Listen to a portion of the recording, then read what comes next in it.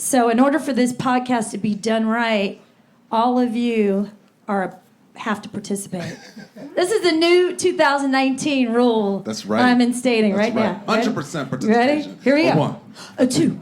A one. 2, 3, 4. We don't even know. We don't even know. With Christian, Felix, Shonali, Bhowmik. We don't even know. One more time. Let's go. We don't even know. There we go. We don't even know. That's right. With Christian, Felix, Shonali, Bhowmik. We don't even know. Yeah. Man, Shonali. There we That's go. what I'm talking about. That was amazing.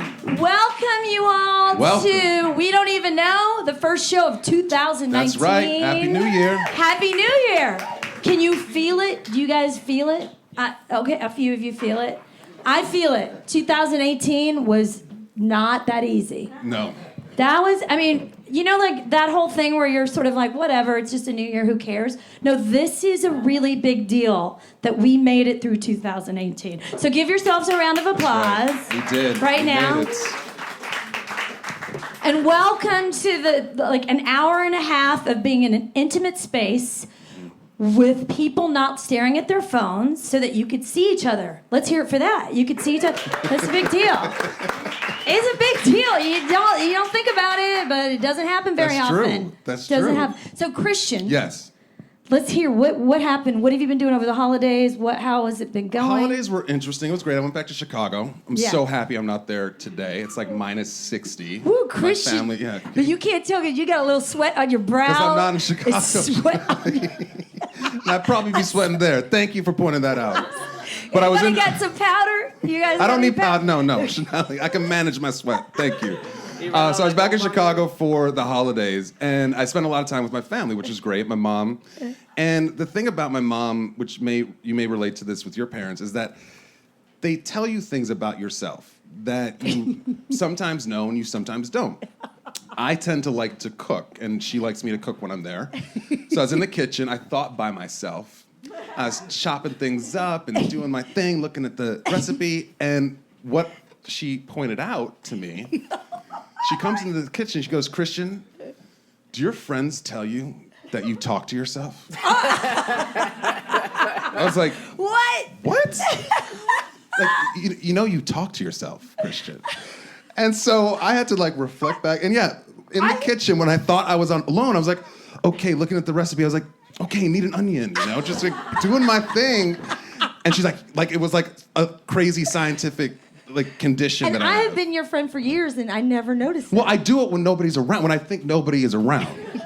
So anyway, I talk to myself, that's one. And then number two is I was watching some of the movies that are getting nominated for whatever.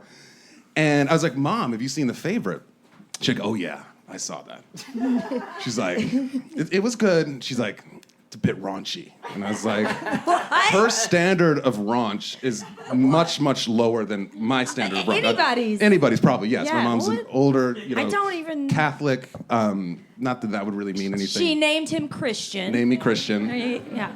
So I pop on The Favorite on a wintry afternoon, checking it out. And my mom comes in at like the raunchiest first moment of the film. And she just sits down. It's like when Queen Anne is like laying down and, homegirl's kind of going down. Yep. One of the maids is going down, right? And so my mom just sits down during that part of the movie in the room. Oh my God. And she just looks at me. She's watching me watching the raunch. And then at the end of the scene, she gets up. She's like, "Told you it was raunchy." And I was like, so those are the holiday highlights for me. I'm going to tell you that for me, I always perceive that there will be a tense moment at home over the holidays. Like, yes. And my family, we're close. We love each other, but your family, there's always going to be a moment. We didn't have one of those. Wow, really? Yeah. Not a one? Yeah, can we hear it for not having a tense moment? That's amazing. It was sort of scary in a way. But I'm going to embrace it. That's why I'm sharing it with you guys. But in terms of the new year, I'm just going to say, let's just, there's a few things we need. Every day the news cycle is like outrageous and over the top, and we've all have it on our shoulders, and we wear it physically and mentally. Yeah. But I'm going to say, let's hear it for Nancy Pelosi. Yes. The shutdown being Man, over. she handled that little turn of Trump. Wow. I just, because all of the naysayers, there was a small amount of time where I know that came from the right, and then it was slowly embraced by some on the left. Of that anti-Pelosi. woman, and she is amazing. And She so is. I wanted to thank you for understanding. I had to share that with you. Yes. But just to call attention to some of the moments, the news today. Okay. I just wanted to read you guys this. This has cracked me up. Lori sort of was talking to me about this earlier. Lori is our beautiful bartender here tonight. Who makes fantastic drinks. Yeah. Amazing. She just pointed out, and I saw this today, but did you guys see today that Howard Schultz, the CEO of Starbucks, has decided to enter the presidential race? Sure did. Right? Wow, that sounded like groans. That was like a collective groan. total silence. Snore? So, Exploratory. exploratory committee, that's what they say. Oh, whatever. okay. But I appreciate that, like making clear an exploratory committee to decide whether he will run. But he said today, I'm not doing it for me. I'm doing it for America. Okay. Right?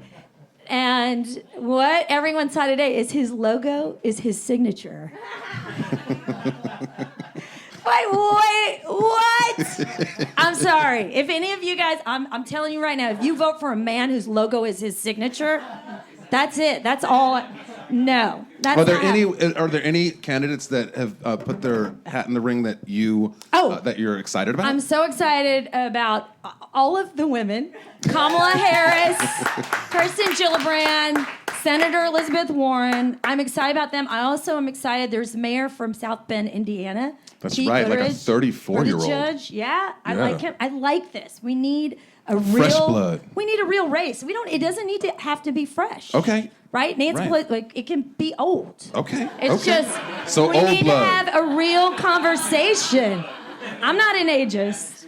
But anyway, this is just It to was say. a metaphor of somebody new. Okay, whatever. Okay. No, Yes. they people can Fresh be around. blood, old blood, new blood. No, it's just our part. We need to do this. Yeah. Yeah, we need to do this. I'm not scared of talking about this on this show Sure. and with you all, because the more we talk, the better this works. That's right. Yeah? Okay, well, let's All keep right. on talking. All right, you guys ready? We're going to take you guys to make sure you're ready to vote, and we've got your voting registrations ready to go.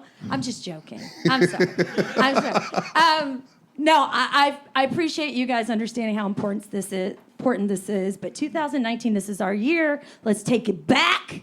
Let's make this happen. Let's take We Don't Even Know to another level. Okay. We got phenomenal guests tonight. Yeah, we do. We're so excited. All of these people, to me, are making the world a better place. Hey. Right? Yeah. Yeah. Yes, What about you, yes, Christian? Have you yes. been doing that? What? Making the world a better place. I've been going to the gym. Yeah. I think that's good. That's good. Yes. That's very good. So we're doing this together. So once again, I want to tell you guys thank you for being here. Yeah, It's so thank important you. for all of us to come out of our shells, commune with each other, and look into each other's faces and talk and have a good time in a small space. Yes. And here we are. Okay. So for episode 66 of We Don't Even Know, we're going to introduce you to our first guest tonight. She is an award-winning investigative reporter and writer, and we're so excited to have her here. Her name is Jeong. Let's hear from May. Woo! Come on up, May. Yes. All right, May.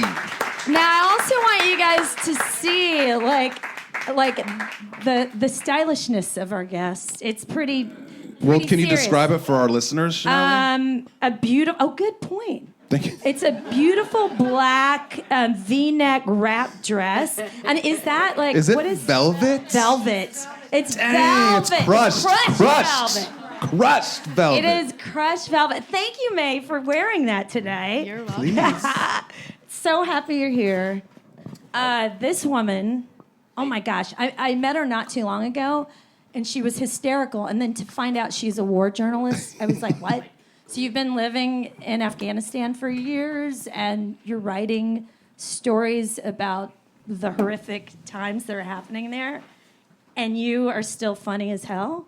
That's impressive feat. Yeah, it totally is. Is a war journalist, does that cover your brand, if you will, or what your role is? Yeah, I mean, something I've realized recently is that I'm actually expanding my brand to include. I realize a lot of the stories that I do are trauma-related. Trauma-related. So maybe that's the rebrand. Make sure you speak for the podcast. Right, for the podcast. All my fans. Yeah. So trauma reporting. Mm-hmm. And so how did you get, what brought you to, or what made you decide that war journalism or trauma was something that you wanted to write about? I mean, you asked me in the green room, how did you end up going to Afghanistan? And I think the long and short answer is that I came of age during 9/11. Mm-hmm. That's when I started reading the newspaper, which then dictated what kind of programs I applied for in college, Mm-hmm. which then dictated what internships I did, and on it went. Wow. Yeah. So where did you grow up? Kind of all over. Okay. But my dad was in school, so I grew up in shitty college towns across America. And then they discovered Santa Barbara. And then they said, shit, we're never leaving. Yeah, exactly. And then I went to school. I'm Canadian. I went to school in Toronto. Oh, cool. So what are the steps? Like, to me, thinking, just even imagining, okay, I'm going to go live in Afghanistan and report on the war. I can't see the steps to get to that place at all.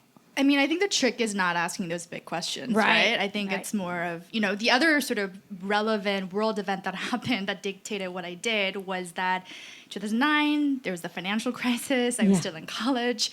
You couldn't get jobs. And I mean, there's been a lot of reporting about the death, the journalism industry dying. Yeah. And it's been capsizing since the late 80s. Yep. And so by the time I sort of decided that this is what I wanted to do and try to get a job, I couldn't find any. Wow. So the only thing that was left for me to do was to go abroad. I was an economic migrant. Wow. Yeah.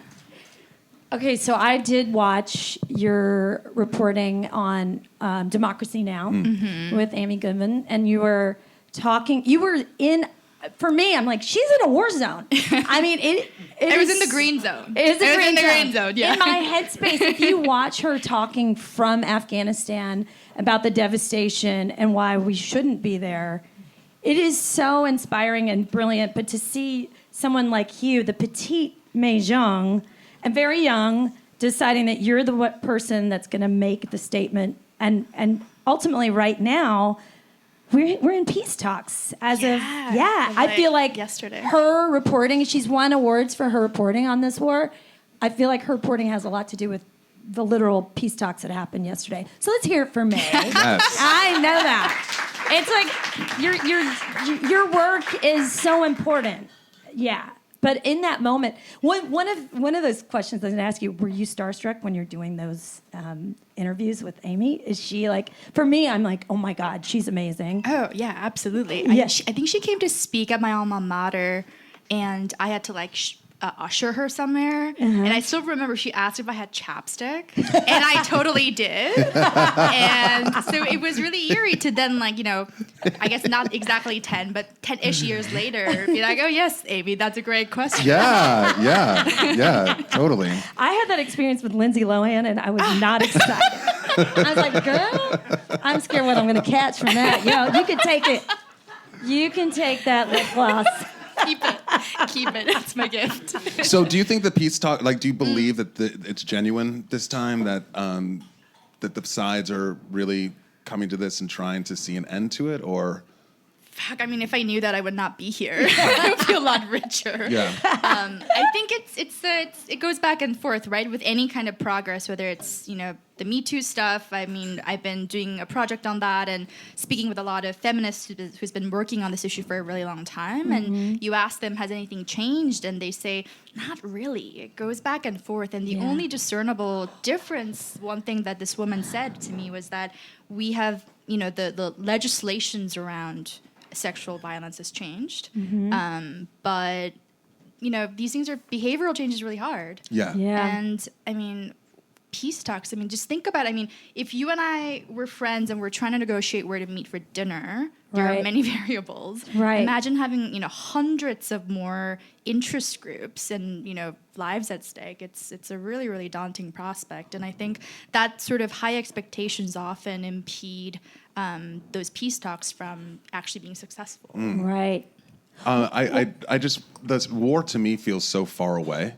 And yeah, right. And Shonali forwarded me a particular article that you wrote about a 4-year-old who survived a drone strike that primarily took out a family and mostly civilians. Didn't seem like there were any high-value targets, et cetera.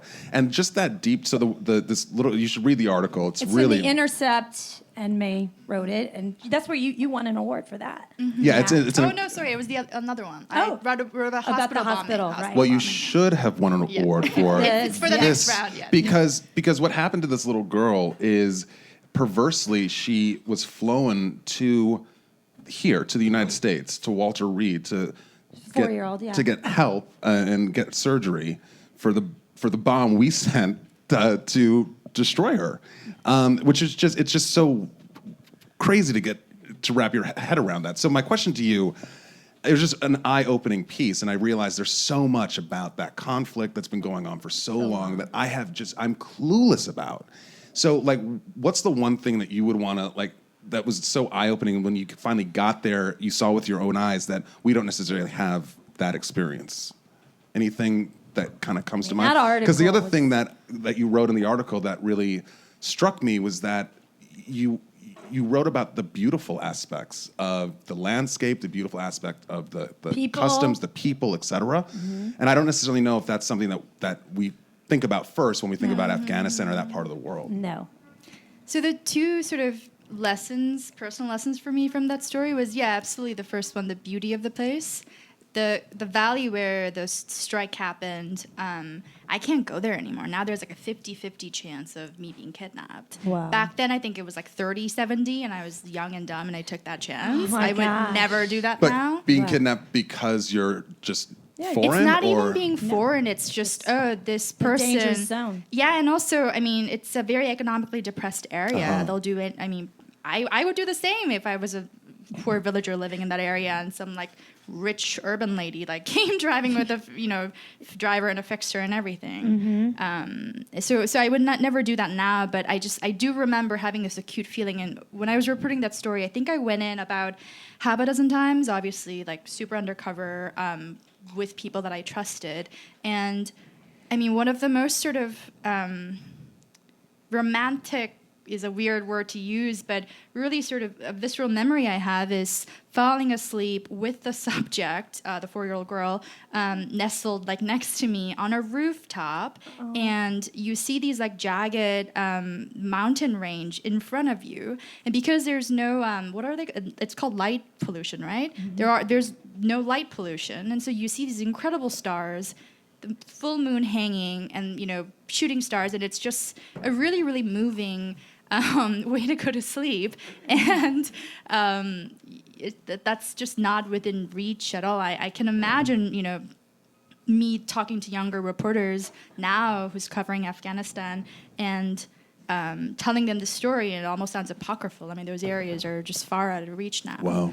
And in terms of, what's the takeaway for me, that story really taught me that ours is a society that demands perfection out of our victims. And so in many ways, I was complicit in that because I inadvertently, in some ways, opted to write about a 4-year-old girl who was a victim of a drone strike. Mm-hmm. I don't think I would have done that had the kid been, a boy in, fighting age. Right. Interesting. I mean, you kind of indicate that at the end of the piece when you say, I guess her host family here was like, we don't want to publicize her story because we don't want to make her the poster child. I think by simply saying that and acknowledging it, that was something. But yeah, I hear that, man.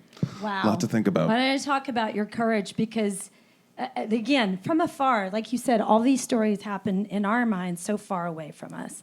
But then when I read your stories, it feels like you just described a little girl nestling with you. You can feel that. So one of the stories that you shared, and I just now recently, I've been obsessed with this story, and I didn't know you wrote about it, was the journalist that got killed in Copenhagen. So there was a journalist named Kim Wall, and she was a young woman that was ready to write about this rocket maker in Denmark. And I don't know if you guys remember this story, but she went onto this submarine with this man, and overnight she was murdered in a senseless, crazy, insane killing. And May was friends with her, and she went there to do, she said, you said that was the only way you could cope with the grief. Like, you went there and sort of in a sense to help you get through it. She went to investigate what happened and actually communicated with the murderer.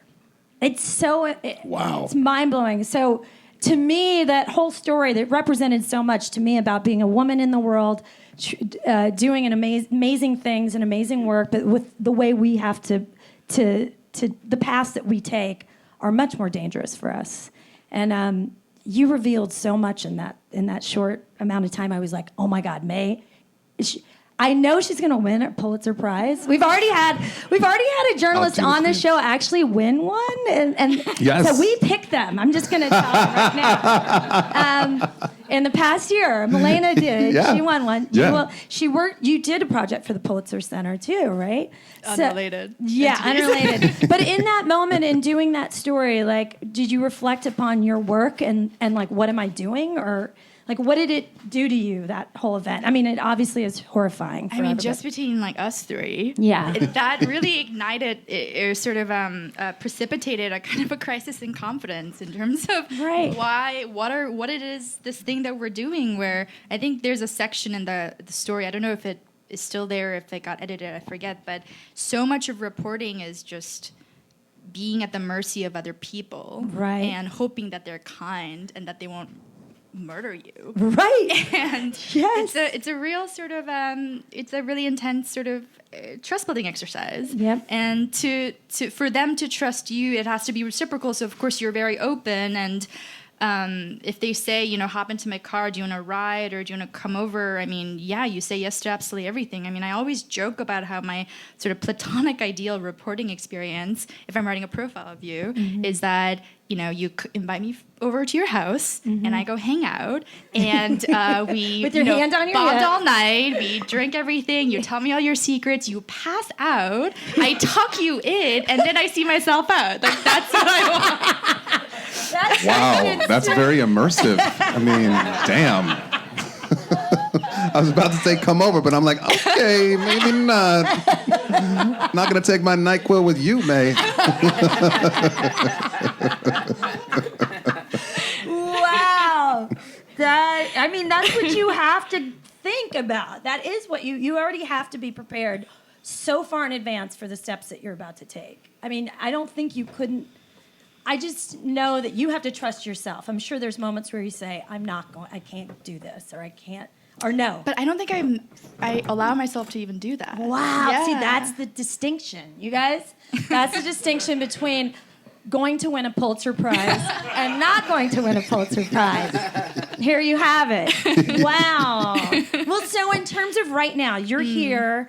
Is there something new and exciting? Yeah, any you're writing projects about? coming up, any pieces coming out that we should keep an eye out everybody for? should I have two things that are in the works. The first thing that's in the works, I talked about it at a different podcast, and I kind of got into trouble for it. Okay, so I won't go we don't want into that. too much depth, but it's basically it's a Me Too story that I'm working on for the New Yorker magazine. Okay. And more Me I've been Too working stories. on it for 15 months. Wow. And it's good. You it guys. just has made me feel like men should be illegal.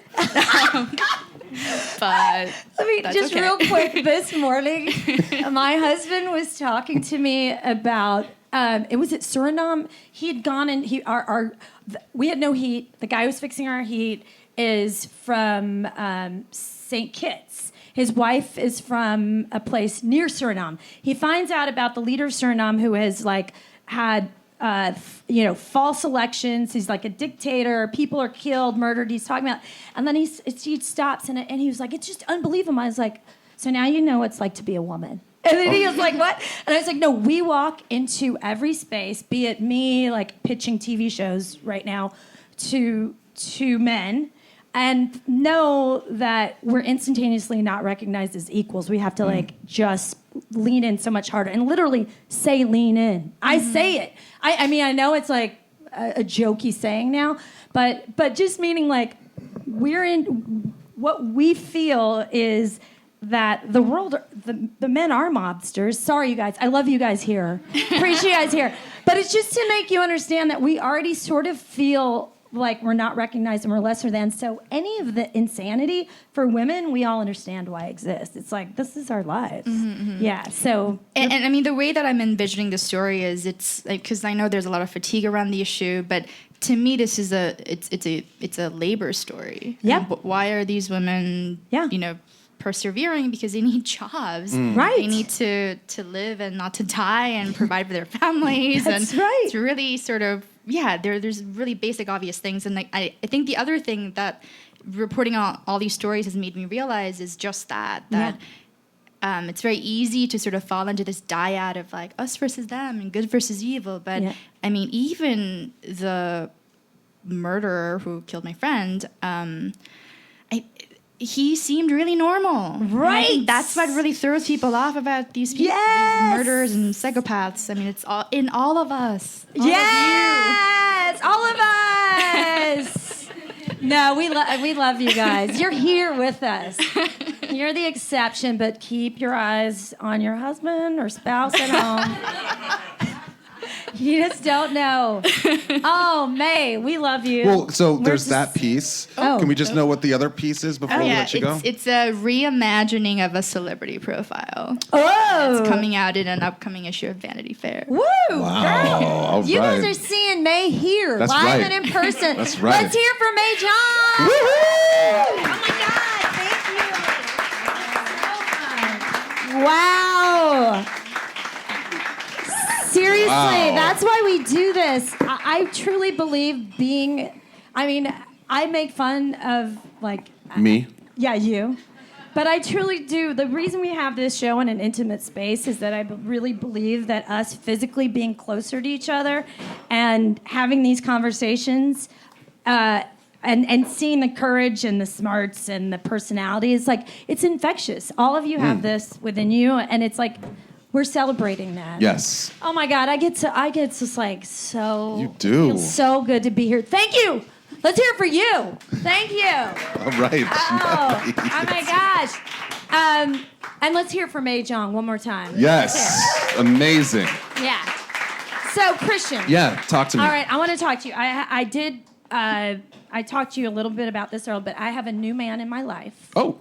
Yes. You and Jasper opening it up? Well, no, I mean, you're. Hey, we're progressive with We Don't Even Know. You're one of my men. Yeah, okay. Jasper is one of my men. Yep. Like, you hear that, Jazzy? But I have a new one.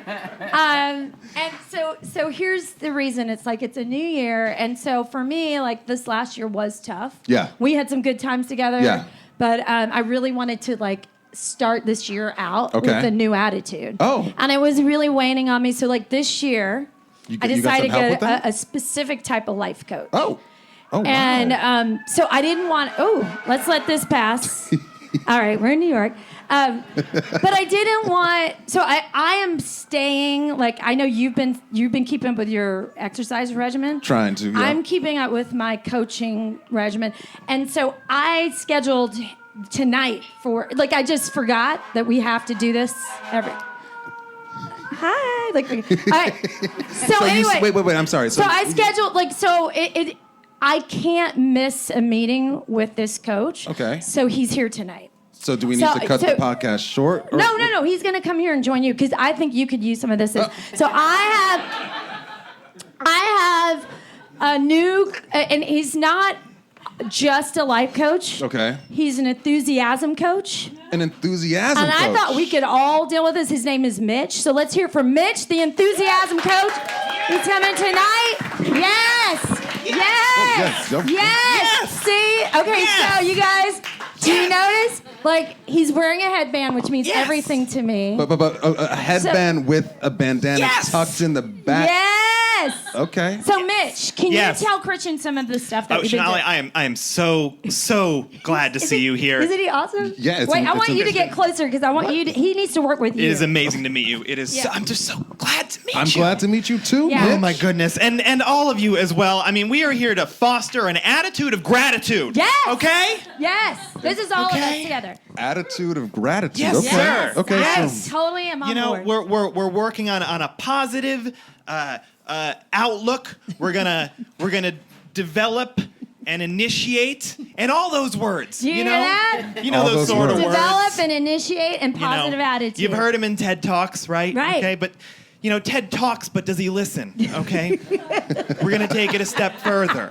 That's all right. so true. Thank you. You're Thank so you. right, Mitch. This is why he's my thank man. man, I can see. Yeah, Yes, yeah. yes. High value. So we were gonna do. Did you find him on Groupon or something? No offense. I mean, you just seem like you have such services that you Don't could you get make a fun of my Groupon. man. You know how I get. I know. You know how I Okay. get. Okay. Don't you even try to do that. Attitude with gratitude. Okay. So we were gonna do an exercise together, like. Okay, you want to all switch of plates? us. You want to? No, because I get to. You're the one that needs to really. He'll talk. Mitch I'm will the talk. one. Okay. You're involved. I'm involved. You're involved. Got it. Okay. Yeah. So Yeah. what's this exercise? We're going to do a reframing exercise today, okay? We're going to take a thing that is causing us pain and stress, and we're going to reframe it in a way that we can be enthusiastic about, okay? You guys ready? You ready? All right, I'll give you an example, okay? I'm not losing my hair, okay? I'm getting creative with my hairline, okay? Love it. You can do that. Yeah, that's good, right? Yeah, love it. Okay. Shonali, why don't do you want to start? Yeah.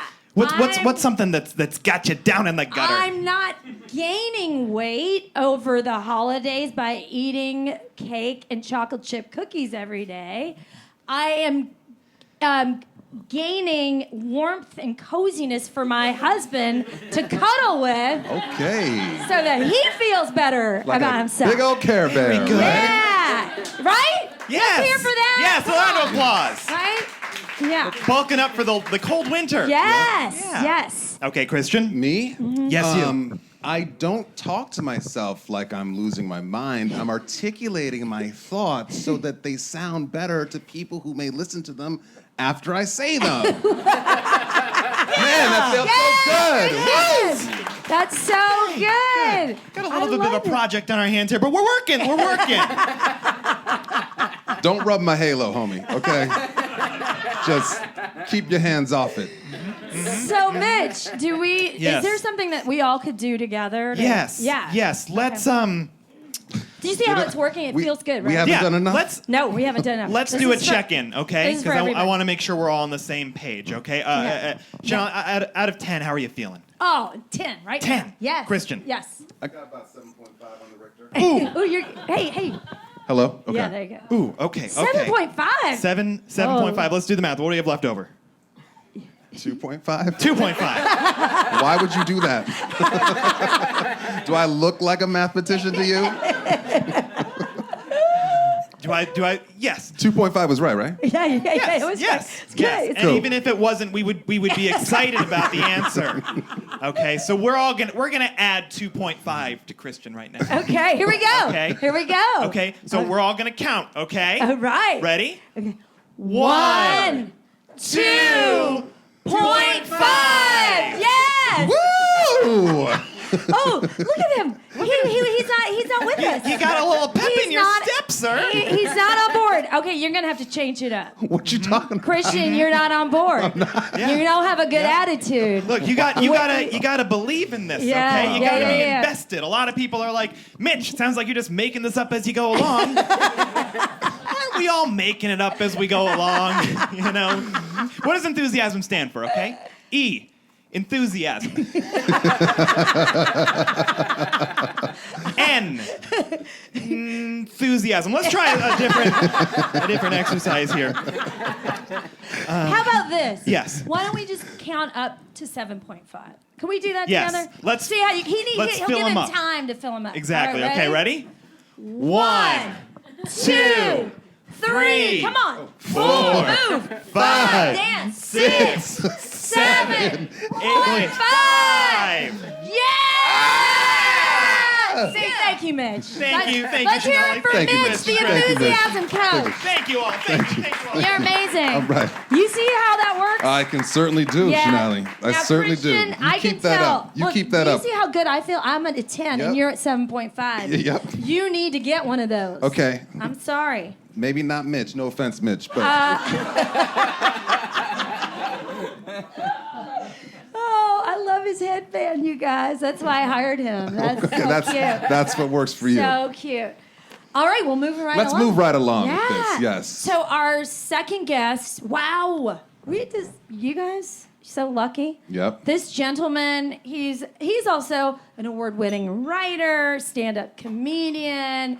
He works on so many shows. We'll talk about it here. You may have seen him. He was an award-winning writer for the last week tonight with John Oliver. Yes. So let's hear it for Josh Gondelman. Mr. Josh. Yay! Oh my goodness, Hello. thank you Have so a much. seat. Oh my God, look at these corduroys. What color are they for our audience? Our at home? audience is listening from Suriname. He is wearing some they almost look like velvet. They do. But they're reddish orange. Cranberry. Cranberry, thank Cranberry you. is good. Cranberry corduroys. That's right. And Thank I gotta you. say, they are awesome. Thank you. Yeah, look, and is that a cashmere sweater? No, Is it cash cotton? it's is that a thing? That's a total thing. Then yes. It's a Yeah, total that's cash what it cotton. is. It's my jam. I would have called it Velverlap. That's where I would have.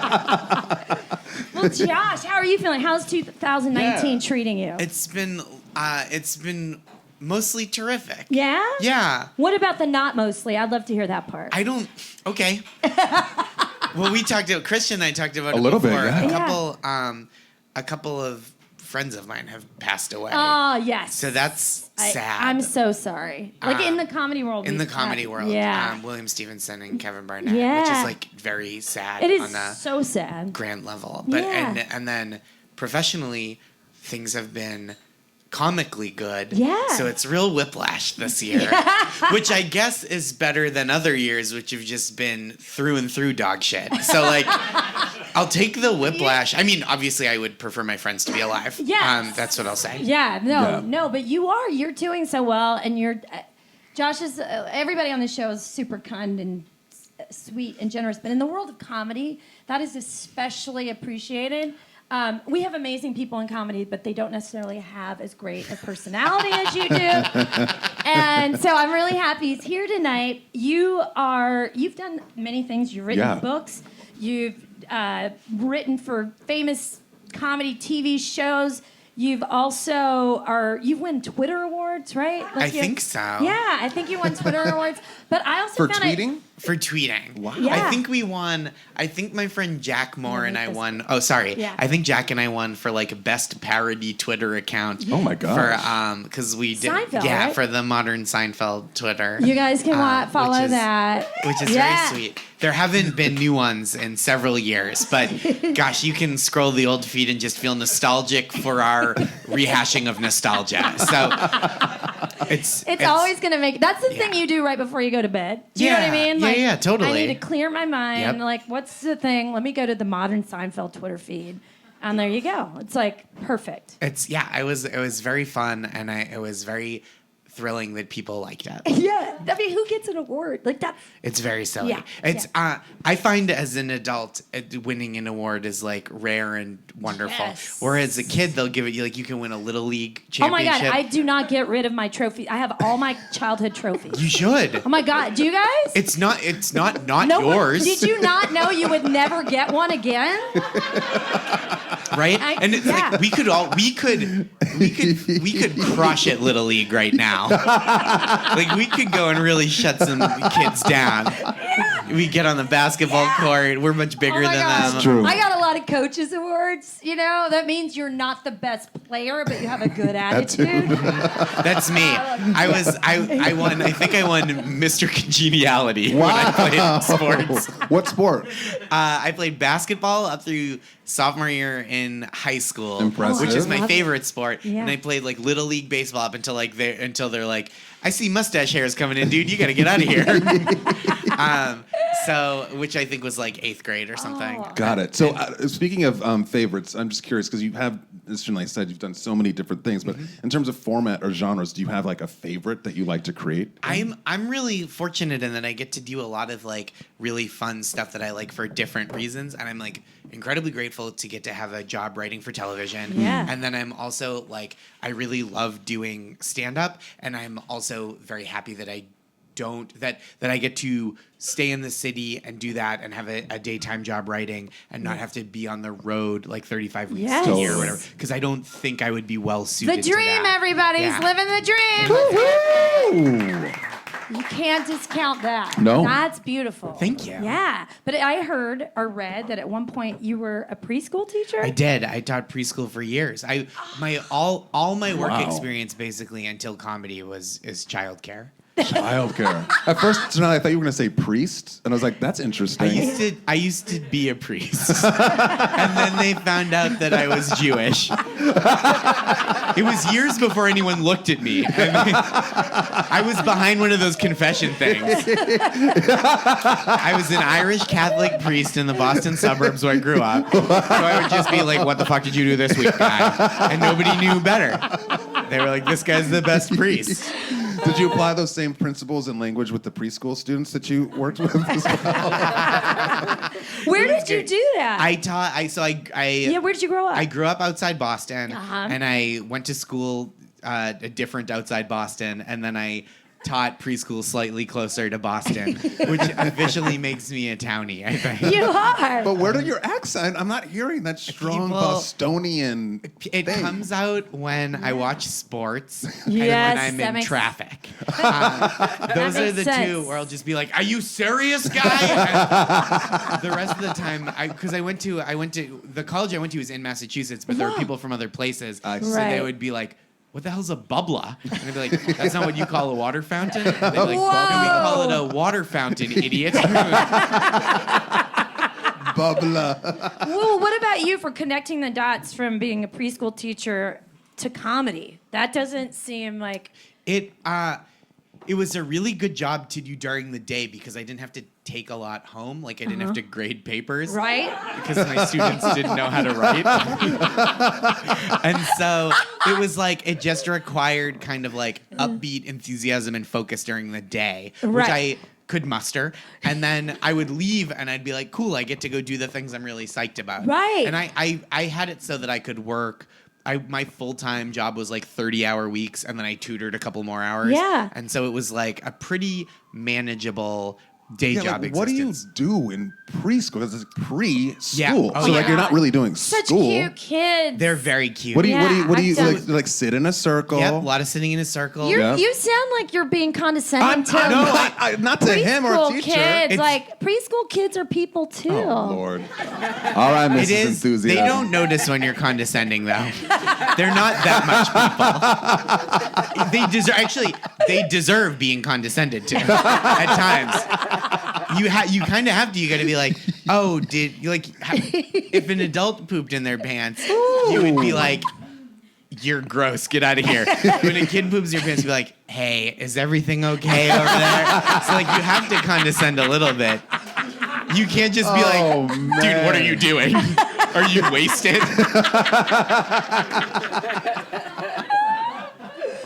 Do But they John, still do naps in preschool? Oh yeah, we still did. We were pre-K, so it was 3.5 to 5-year-olds, and we did some naps. But some kids napped better than others. that's where you want to be. Listen, I would love a nap. Like build me in a nap. So Love a nap. So what did you do during the naps? Did Did you monitor? Like if the kid wasn't sleeping, like asleep? We did have to monitor, and we would sit with the kids. Like, I mean, some people get there are places where the rules are more rigid, but we would like sit with the kids and like rub their backs and like just like be there and present and soothing. Wow. And also like, because some of them, if you didn't do that, they would be monsters in the afternoon. Oh yeah. They would be like, we didn't sleep, and now it's like it's 6 a.m. for us, even though it's 2 p.m. And it's like we've been on a coke bender. So and then we would end up like prepping the art projects and For stuff for that. the afternoon Yeah. and cleaning Wow. up the Wow. classroom and that kind of stuff. Well, let's cut to now. You're like Josh. I mean, that's so. What I love about this room and everyone that comes on this stage, it's like all these brilliant, talented artists are folks that actually have had real jobs, so-called real jobs. Totally. And if not currently have real jobs, Yeah. that have to exist outside of their artistic world. And still are able to do it. So it's just like to inspire other folks. Yeah, like, you know what? Be a preschool teacher and go out late at night and get wasted and do comedy.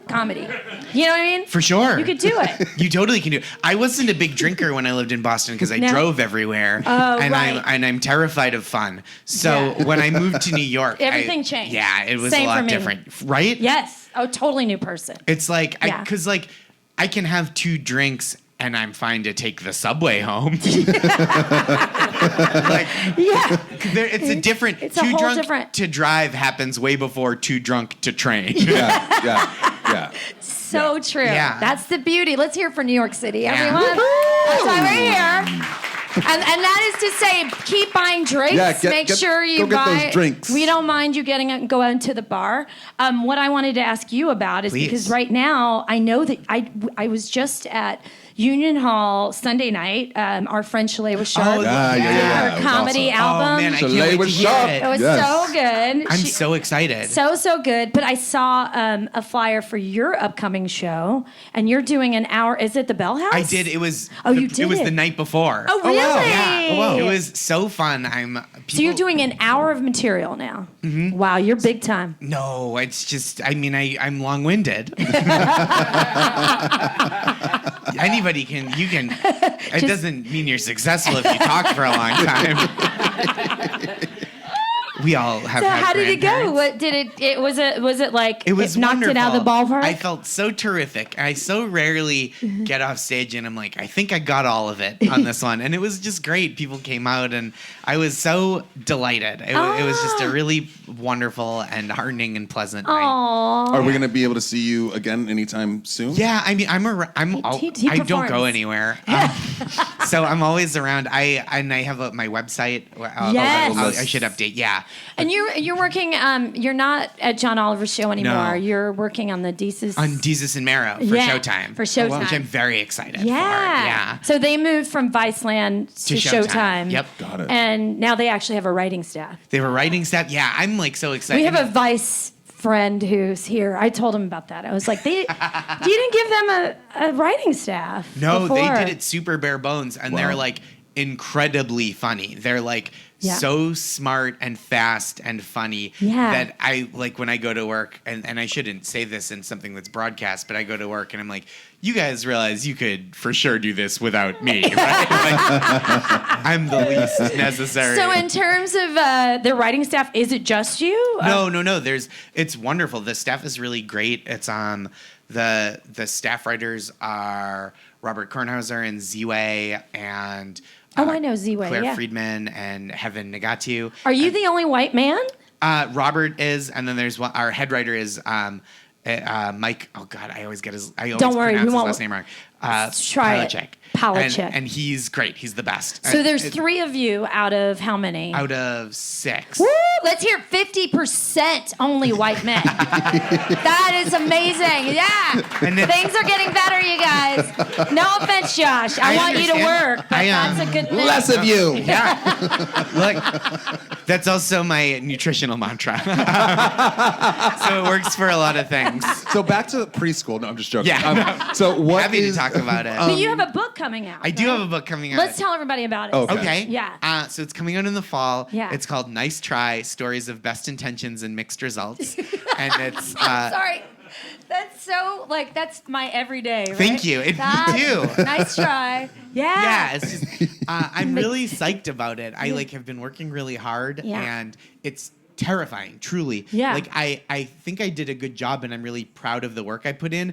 But with stand up, I go out every night, and Yeah. if I do something that's bad, an audience just sits and judges, and Right. I'm like, duly noted. Right. But with a book, it's just me and my editor, and if I think it's good, and she's like, that's fine. then That's those it. are the two voices that are Yeah. in the room. Yeah. So like, there's nobody that's like, you suck, and then I'm Yeah. like, yeah, you're right, and then I get Right. better. Right. So I mean, she says it more gently than that, but but and That's she's so incredibly nice. smart. I don't want to sell her short. No. But it is just like I'm used to everything I do being Being in front like of it- like thousands of people before it. Not all at once. Right. I'm not that successful. Thousands of people, 25 people at a time. 40, 25 of people. That was some good math. math That was some here. good math. I used to be a teacher, but I taught preschool, so it didn't matter if my math was wrong, is what the point is. So I just said numbers confidently. So where can we find this book? Should we go to your website? This is your second book, right? So I co-wrote a book Right. a couple of years ago with my friend Joe Berkowitz, who's an incredibly talented writer. He's had another book since then, and he has another book coming out. Wow. Yeah, he's like. So you're trying to just a catch up super with talented- him. No, I couldn't. It's not a competition. It's not a competition, It's Shonali. not a competition. It's You've not a read competition. many more books than I have. So. And Joe's written many more books than I have, and I'm totally fine and at peace with Exactly. that. Yeah. Exactly. But should we go online to get it, or I think the pre-order will be up soon. I just saw a cover. Yeah. And I'm really psyched about it. And we're at a point. Over the weekend I recorded my new stand-up album at Bell House. Oh, that's what that was. Yay! Yeah, So we thank get to you. hear the live comedy Yeah. album. There you go. We gotta And- look for that. You guys are very kind. Well, you haven't heard it. But you can tell it's gonna be good. And then I handed in a roughly final draft of my book on the same weekend. And then I saw the Wu-Tang Clan. So it was it was a really big weekend for me. No way! I was Yeah. just listening to Wu-Tang too. yesterday, and I was like, "Oh my gosh, this is so good!" I listened so to their good. first album. Yep. And then I go out in the streets and I'm listening to. I know we sound like old timers, No, but me too. Go out in the streets and I'm like, what is everyone listening to? Like Yeah. that. My oldest thought is my oldest thought in my whole life is they don't make rap music like that anymore. And I think it all the time. I remember I was at the show and I've seen them. I saw them once before several years ago, maybe 7 or 8 or 9 years ago at in Boston. And I remember being like, man, Method Man still got it. Yeah. Which is also a very old thought to have. This kid's still, he's kept with it. So what's the one thing that you're looking forward to the most in 2019? Oh my gosh, I have sincerely, it's like an embarrassment of riches.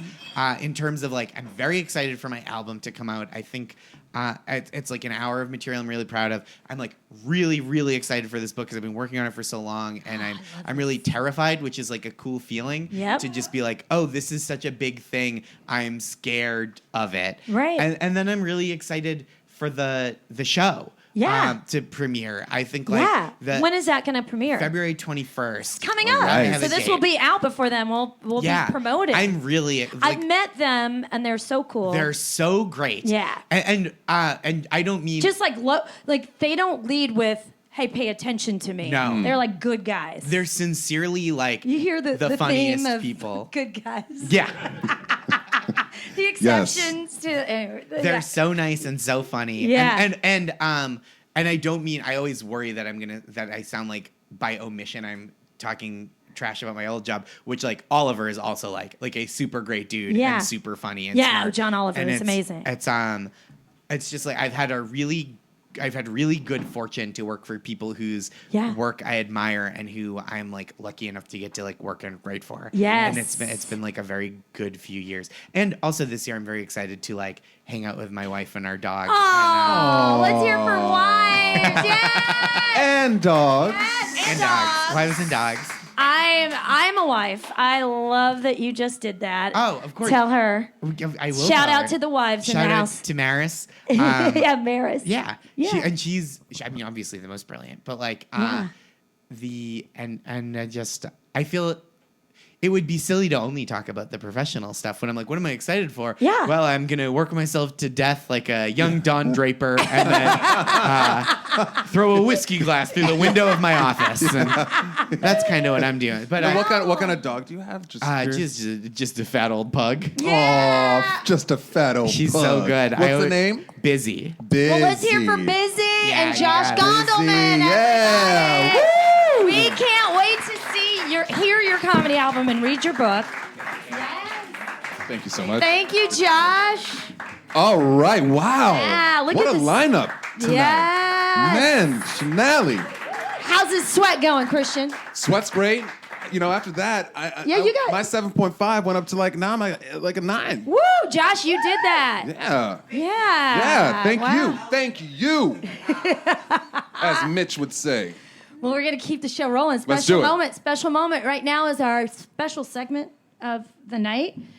We have an audience member that will join us tonight. Do you want to introduce? Well, yes, this is a very talented friend of ours. I won't call her an old friend because that sounds kind of weird, but a friend for a long time. Megan Fitzpatrick, would you please come up to the stage? So, for those of you guys that have been here before, this is the time of the night where the big part of the show is therapy, as you got to hear Mitch. And this part is called Get It Off Your Chest. Mm-hmm. We just let it out. Here we go. 1, 2, 3, 4. Get it off your chest, get it off. Get it off your chest, get it off. Get it off your chest, get it off. All right, you ready for mine? Yeah, we're ready okay, for yours. And this happened Let's recently. give it to us now. So on MLK Day, do you guys remember how cold it was? Oh, it was like frigid. Was it? It was. It was like it was 5 degrees. Yeah, it literally really was cold. 10:15. Yep. And as soon as I get outside, I see a man in some shorts and just a hoodie. And I mean, I can't help it, but I get angry. And I mean, my husband was like, "What?" I was like, "What is the point? You're trying to prove something to me." And as soon as I saw that, it's like the man saying, "Yeah, you guys, yeah, fuck the cold, bring it on. I got it." Yeah, but what? And so then 5 minutes later, there was another man coming towards me in shorts. I mean, everybody else, and I'm going to say this, I videotaped this shit because it kills me. And can I tell you one more other thing? What if he's just First really of all, hot? it was 10 below. My husband's a white man, so I just wanted to make sure you guys all know they were both white men. So their legs were extra white, and they were blinding me. I can't take it. I love that none of you, it doesn't really resonate with you, so that's why it's so personal. I'm happy to get it out. It's very personal. But why? Like, who cares? I do see that though. I saw a woman yesterday walking It's always on the subway. white men. It's always white men. I saw a white lady yesterday with a short skirt and no hose on between her skirt and her shoes. But yesterday And I was just 40. yeah, but I was still I- like, I'll give you what's 40. happening? What? I appreciate you. Like, are you an How about that? overheated human being? I was just wondering what was Exactly. going on in her metabolism. That may be that could work. No, I don't think about it that way. I'm No, like, obviously. that's not But thank you But- for sharing. Thank you. Thank you guys. Am I doing this wrong? I'm No, sorry. you're great. You're great. You're doing it great. Get it off Your your chest, chest. get Get it it off. off. Real chest. Get it off your chest. Get it off. One more. Get it off your chest. Get it off. Okay, Megan. Oh, Megan. Oh, all right. Well, so we talked about this very briefly before we started, and I didn't realize this was actually going to happen. But on the way over here, so I work in Midtown, and my complaint, again, is straight white men in Midtown. Wow. Like, these guys are walking around with these golf umbrellas that they got at these, like, charity events that their businesses send them to. And they don't pay for them, but they're like for 6 people. And I just feel like this is a very normal complaint. This has happened many times. Every day when it rains in my world, it's like, fuck you. I have to. Oh, am I not supposed to swear? No, I'm no, sorry. you're good. You're good. It's a mess. I put in explicit on yeah, the- okay, yeah, good. you're good. It's a mess in the neighborhood because there's these men with these giant umbrellas and you can't walk around them. And I just want to get where I'm going. And I don't even carry an umbrella. I get wet, and that's why my hair is messed up right now because I want to get where I'm going on the streets of New York City. Let's We're all hear in this together. I love all of the white men that have stayed here tonight. We love you even more. I love These that ones one. have suits. Yeah, they have suits and 3 golf umbrellas. Some of our audience members wear suits too. Well, sorry, guys. I love that one. I love that one. All right. Thank you. Thank you. Get it off your chest. Get it off. Get it off your chest. Get it off. Get it off your chest. Get it off. Okay, so as I told you, my mom told me that I talk to myself when I think I'm alone. But, you know, I've been going to the gym more often than not. And because it's cold, occasionally I'll just dip into the sauna, just to kind of just warm up a little bit really and nice in there. kind of meditate. It's like a quiet moment for me. And I think I'm not even gonna speculate as to, because I go to the gym like in the afternoon when I can, like 2 p.m. when most folks are working. But so my gym is populated with like retired people, and this one guy and so they kind of like act like the gym, like they own it, like it's theirs. And so one Squatters' rights. What's that? Squatters' rights. Squatters' right. Yeah. So anyway, this guy is in the sauna, and he basically is like taking it over. Towels everywhere, which is okay. I'm with you on this already. Dropped in a little aromatherapy. He thought like a little eucalyptus or something. It's like, how do you know that's what I want? I might have wanted some Verveter. I don't know what the rosemary. I don't know. But anyway, that's not. But I'm gonna get to it. So he's laying down on the bench, taking up all this space, and he starts talking to himself, but like saying like kind of like personal dark shit, Oh no! This is weird. No. Oh, fuck my life. Oh, fuck my life. Oh my God! God, I can't wait to get fucking out of here. Oh! Like Shit, that? it's so cold. I mean, it was dark, and I was just like, dude, hello. Like, I'm like, it's too hot to have headphones up in this bitch. But anyway. Wow! It's not Did good. you didn't say anything? Well, no, but I will say that Oh my he God. wasn't white. Yeah! That's nice. That's good to hear. He wasn't a white man. He was Latino. I think. Ready? Get it off your chest, get it off. Get it off your chest. Get it off. Get it off your chest, get it off. Yay! Let's hear from Megan Fitzpatrick. Yeah. Thank you. Thank you. Wow. Yes. Big umbrellas and shorts in the winter. Oh gosh. Lord have Guys, mercy. you guys, can somebody who agrees with me talk with me after this? After. About that? After. Because Okay. I can't be alone. No, but that can't. No. Maybe you It's can. gotta. Maybe no. you can. No. Time for our third. yes. Last but not least. Oh my gosh, so excited. This is one of my friends from when I first got here. Oh, wow. We were performing together. Wow. She's brilliant musician, songwriter, singer, multi-instrumentalist. And she lives here in New York too. Yes. Like we all, that's Awesome. this special city. Her name is Shilpa Ray. Here she Shilpa. is. Oh, come on up. All right, all right. Shilpa! Woohoo. Yay!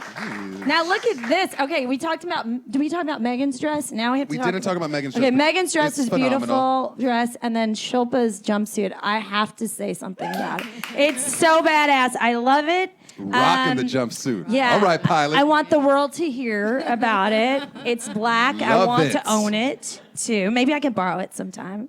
This is really scary. She was looking at you, Shonali. Just want you to know. This is really scary. I Wasn't was just looking at sitting, me. I I'm was your sitting out there and ally. I'm like, what did you get me into?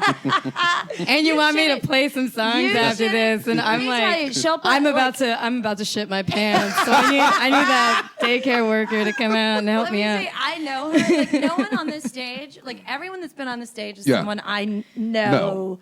And I know you, and I know, at least knowing things even beyond what you've said to me in person, just reading about your thoughts and knowing your music, you are exactly the person that needs to be on this stage with us because you were super, I'm just going to say a badass musician, a badass woman.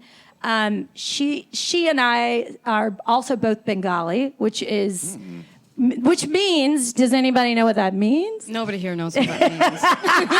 It means we're both Indian, but our parents are, well, my dad and her, both your parents, right, are Bengali. My mom is South Indian, but my dad's Bengali. Come from the state of Bengal in India. And we both also share this, so we have this Indian upbringing in the United States of America, but we also both became rock and roll musicians, indie rock and roll musicians, which is also No pun intended. now. I've heard that one a few times too. You have, damn it. Yeah. Oh well. Won't tweet that. Kamala, who's running for president, Yeah. is part Indian as well. Her Yeah. mom was Indian, phenomenal from what I understand. Yeah. But I was watching her talk about herself. Obviously, she's going to be doing that a lot since she's Yeah. running for president. Her name means something in Sanskrit. I believe it means lotus. Yeah. And so she talked about that significance. Does Shilpa mean anything? It does. Is it important? I mean, do you want to tell us? There's a lot of arguments about Oh. it. Yeah, and there's a masculine and feminine version of it. Oh, wow. Too. So And is it every pronounced time the I same way? think I know what it means, there's like somebody like, no, that's not what it is. Yeah, so I don't know. That's What do you think it From means? my Yes, your understanding. understanding. It means sculpture, because Shilpa's the feminine, and if it was the masculine, it'd be Shilpo, which is the sculpturist, or the person who's the sculptor, or, you know, which I think is really chauvinistic. So Yeah. But it's so Shilpa fitting. is the Oh. is the sculpt, Nah, the thing that's being sculpted, How and fitting is that? Wow. No. Isn't it weird that? I don't want to be the sculptor. I'd rather be the one making it. Well, I think of it as in a verb too. I don't know why, but yeah. But that's such a part. Like every Indian name, for the most part, means something. Mine's golden. Oh, Doesn't yeah. it? Makes sense. Everyone's Shonali's my golden, name yeah. Kakuli means singing bird. It's like, so it's just a normal thing. well, Christian means something too. Just so you know. Peace be upon both of you.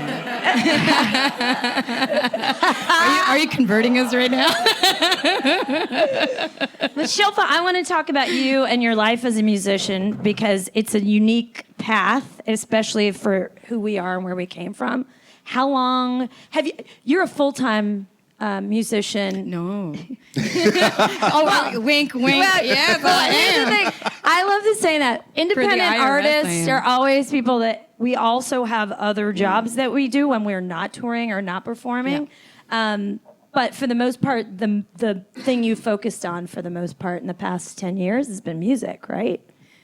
Yeah, I mean, I've played pretty much all my life, Right. which is nuts because I used to hate playing. Yeah. It was something I was forced to do. It wasn't something that I was like thrilled about at all. Your family forced you Yeah, to play? totally. Really? What Yeah. instrument did you train on? Well, first it was voice, and then harmonium and piano. The way you said it was so The harmonium. harmonium and the piano. Can you imagine being able Yeah, to play? yeah. I was not the kid running up to the piano being like, I can't wait to just bang on this thing. That was not me at Wow. all. Oh. And it was something that my parents actually made me do because Wow. I was super shy as a kid. Huh. Did not want to perform. I don't want to be center of attention. I'm Were they- actually kind of like sweating right now. Join the club. I was like, oh my god, what do When I you say? see What do I her perform, when you guys go to see one of her concerts, you will not believe that she's shy. There's no part of it. She's fierce. In fact, so did your parents want you to play Indian music? How? Yeah. They Oh, did. wow. Yeah, because my dad always wanted to be a professional singer, but couldn't because he's got his own like Oliver Twist story that he likes to tell about. He does. My dad has that with acting. Yeah, and then he became like a pageant dad for us too at the same time. Yeah. It's like, I couldn't fulfill my dream, and now you have to do Now it. you're the one. Yeah, it's really. And then you have to become a doctor afterwards and forget all of it. Yeah. He wouldn't be Indian No. if he didn't say that. There's got to be a medical degree in there somewhere. Right? Yeah. Oh yeah. He had a funny moment. We were talking about how when you get older, you have to face your parents getting sick. Yeah. And my father now has pancreatic cancer, but he's doing well. He's actually doing really well right now. But before he went to surgery, he has all these profound things to say to everybody. And he looks at me and he goes, they're about to wheel him away. He's like, is it too late for you to go to medical school?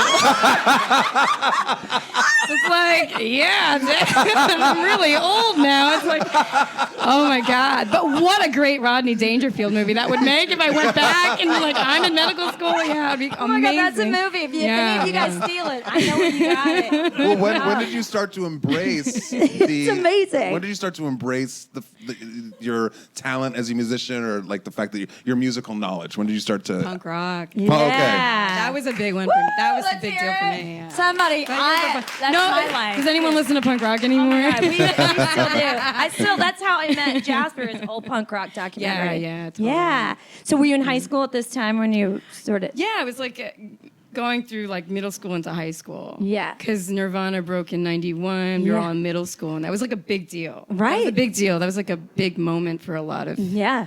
kids. Yeah. And, yeah. So were you going to shows and then like coming home late? You grew up here, right? Yeah, I did. Yeah. I did. See, I just am so envious of kids that grew up in New York and could like sneak out, and we had to drive everywhere. So Oh yeah, you we had to- definitely snuck out. Yeah. Oh, wow. Yeah, they would have these. They would have hardcore shows at the Art Council in Princeton, and the library was right across the street. Uh-huh. So we would pretend we were going to the library and then just go across the heard street to this. the show. I've heard Yeah. that story. Yeah. Otherwise, I mean, Yeah, how I was did- just glad they happened in the daytime and they were all ages. So it was cool. And then in terms of your parents, were they aware that you were changing sort of like for me, my parents were like, do what you want. I did go to law school, so I sort of got in via Yeah, you did that. You know, with yeah, the my dad would have degree. been proud of you. Yeah, right? So I did that, right? So then they were like, okay, do it. Yeah, I'm touring in a rock and roll band after I graduate from law school. Cool. Well, you did that. All right. Yeah. But so like, that's Did you have the loans to match too? Oh man, Oh, that's man, like every yeah. parent's nightmare. Yeah. Yeah. Oh my God, yeah, such a nightmare. But so did you start performing at a young age, or when did you, like in high school? Or I actually had to do like very formal concerts when I was a young Really? kid. That's when I had the pageant dad. Yeah. And that was a high pressure. That was a high pressure gig. my I hated those. Oh my God. I hated those. I haven't seen the Indian musical pageant dad. I've seen them like in the spelling bees Oh, yeah. and Me too. but I haven't seen that version. Oh, it's there. There's a whole circuit. Wow. There's a whole circuit in Jersey. The most random towns in Jersey. And there's always like the sort of the mafia family that wins like every year. Wow. It's the whole thing. I mean, Wow. there's a movie to be made about that. For sure. Yes. Yeah. Yes. Oh yeah, it's high pressure. Oh my Yeah. gosh! So in terms of like, so one of the things that and I know there's been many artists on this show because I love music so much. They're considered musician. You know, like that's. Nick Cave loves you, and you've toured with him, right? Yeah, I Wow. have. Yeah. I toured with Nick. And yeah. I read this story, and I had to ask you in person about him coming to you to talk to you personally about your music. Is that right? Oh yeah, yeah. He ended up getting one of the first record I did through a mutual friend of ours, and he came into the denim shop I was working in Soho with his kids. Oh, wow. And it was that's shocking. crazy. I had a pen in my hand and it totally exploded all over my arm. Like I really didn't know what to do. I was just kind of like Nick Cave and his yeah, kids. I didn't Wow. know what to do. I was like looking at my boss, and she was just like, oh, "Fine, just talk on the floor and don't sell anything for hours." And I'm like, "All right." But yeah, he's great. He's a great dude. Yeah. that's awesome. So have you guys collaborated at all, or? We did this one track, Pirate Jenny, which he's on. He plays piano and he sings backing vocals. Can you Yeah. That's big, you guys. And then Wow. That's so that was like amazing. years ago. I feel like that's one of the Yeah. reasons. But I've done backing vocals live for him too. Wow. Yeah, I was on the Push the Skyway tour. She's gonna blush, but recently we did this benefit show not too long ago for the election, and after Shilpa sang, I had a friend in town who also performed. He's one of the singers of the band Urge Overkill, and when Shilpa got off stage, he literally flew by. He had a heart attack 6 months prior. Like I'd not seen him moving that fast 6 months prior.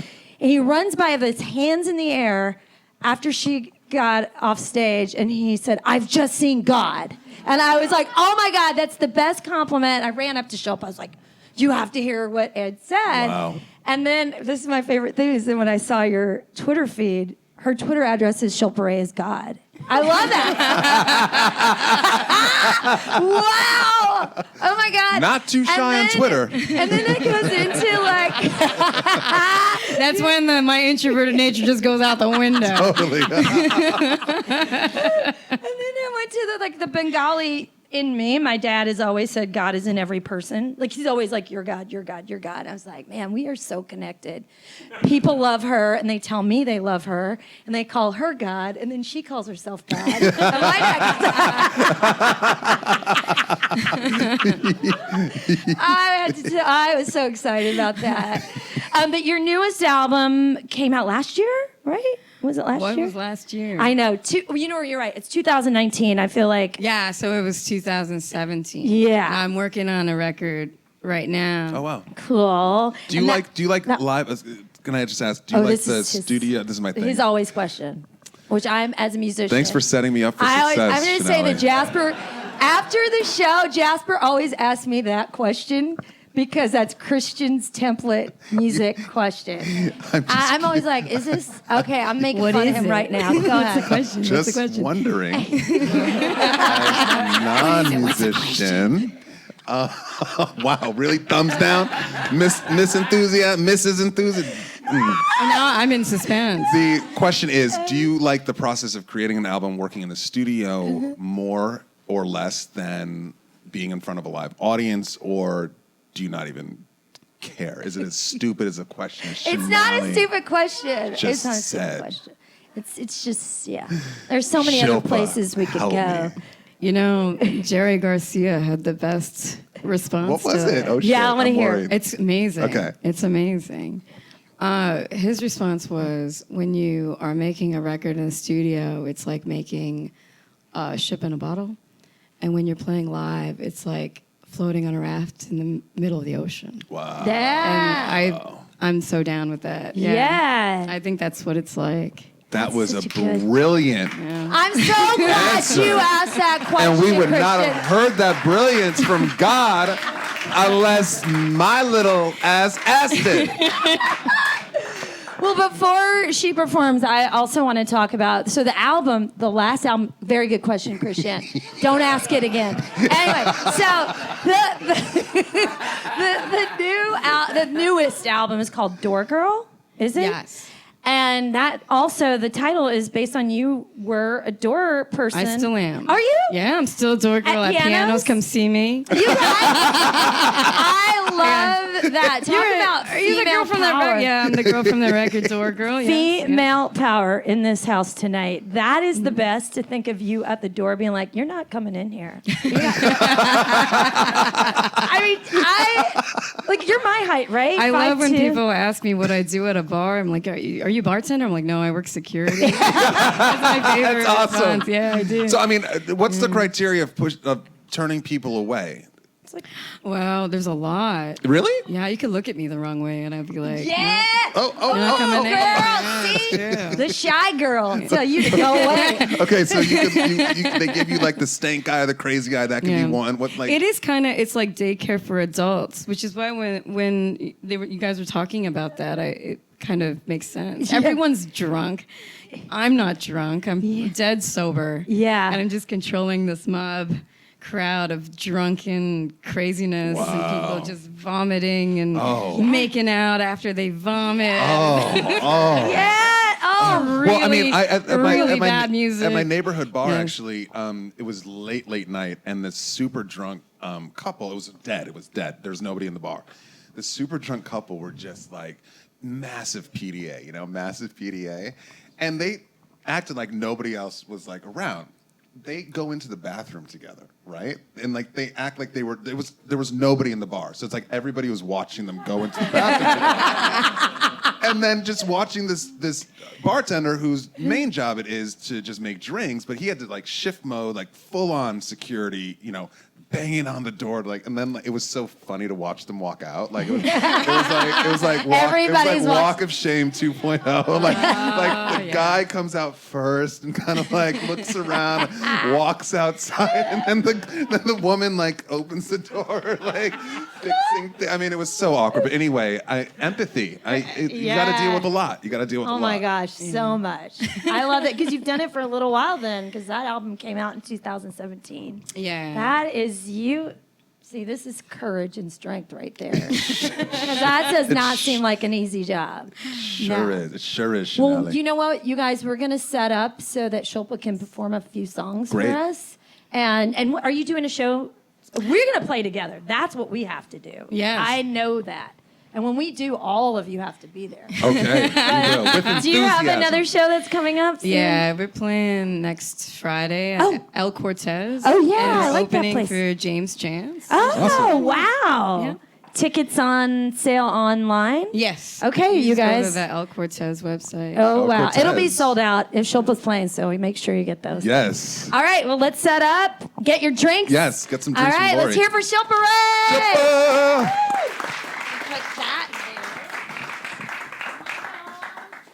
How you feeling, Shilpa? Do you want to check your Check vocal one, mic? check. Yeah, I'm good. Yeah? You have to get real All close to right, this. so let's give another round of applause.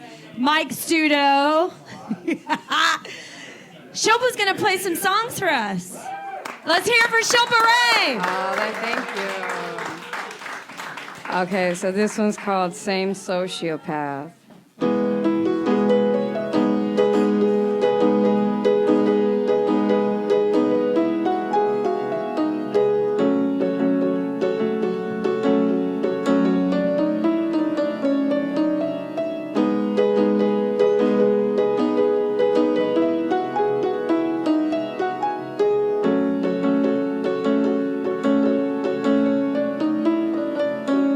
Here he comes, the swagger jagger man, loaded with excess baggage, man. He's wrapped in enigmas, wrapped in garbage, man. It's that same sociopath.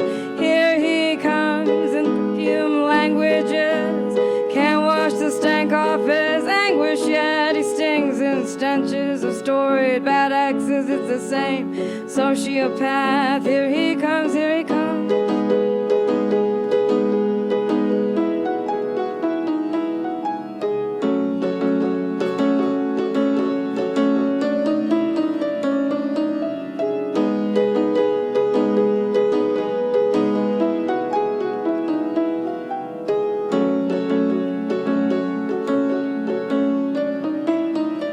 He's made of revisionist histories, loaded deep in cheap mysteries, and I'm Angela Lansbury, and it's the same sociopath. He's made of revisionist histories, rolling deep in cheap mysteries, and I'm Angela Lansbury, and it's the same sociopath. Here he comes, here he comes.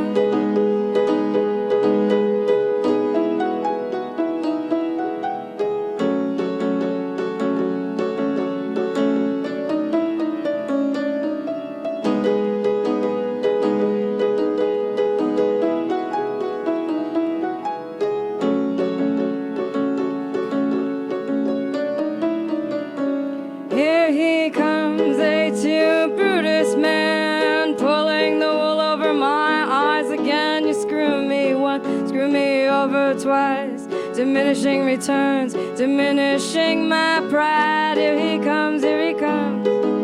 No, I'm not gonna lose my mind this time for that same sociopath. He's made of revisionist histories, rolling deep in cheap mysteries, and I'm Angela Lansbury, and it's the same sociopath. He's made of revisionist histories, rolling deep in cheap mysteries, and I'm Angela Lansbury, and it's the same sociopath. Here he comes, here he comes.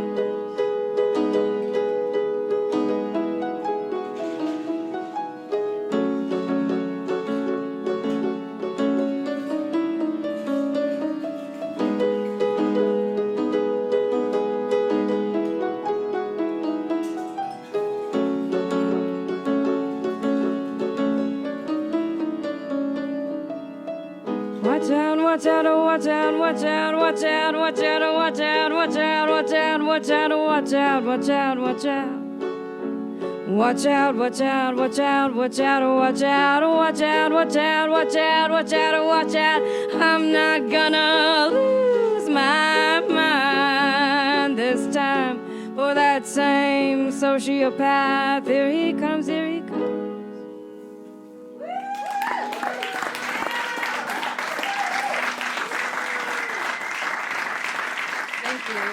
I need to roll up my sleeves.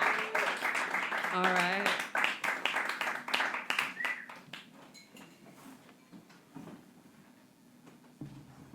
Okay. All right, so this next one's called Cry for the Cameras.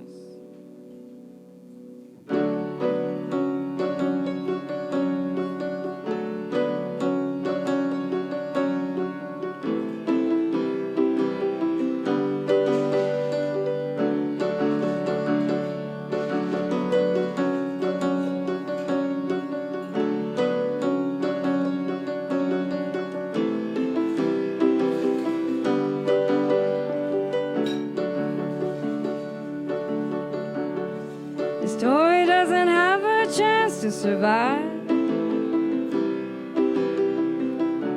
unless it's being heavily televised. Break out your big tears, my darling, prime time tears, my darling. Look straight at the lens and learn how to cry. And keep your details salacious while being pure and gracious. Bait juries looking for a fight, make those ratings go sky high. It never happened to you till it's all been televised.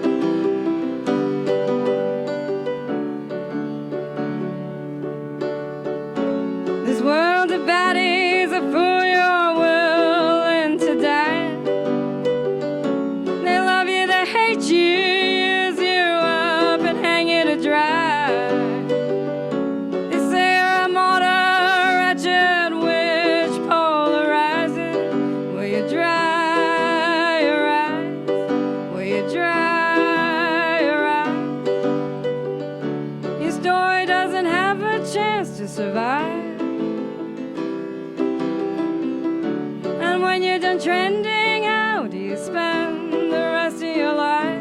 Break out those big tears, my darling. Net worth, tears, my darling. Look straight at the lens and learn how to cry. Break out your big tears, my darling. Net worth, tears, my darling. Look straight at the lens and learn how to cry.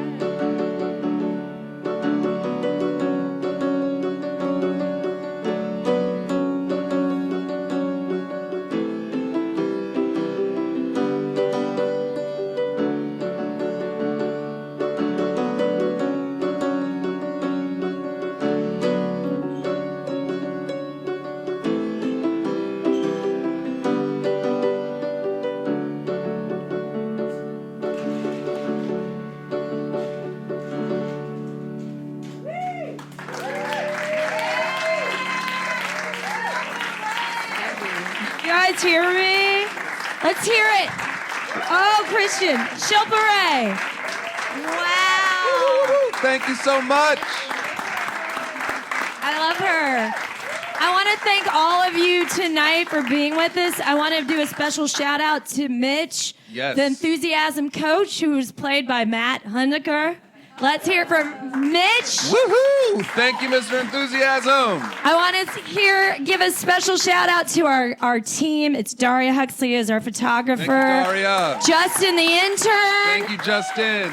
And most of all, our special guests tonight. Yes. So lucky, Jeong. Yes. And Josh Gondelman and Shilpa Ray. Woohoo! Thank you guys for starting 2019 out with myself, Shonali. And Christian, and thank you, Shonali. And we'll see you next month. All right. Woo!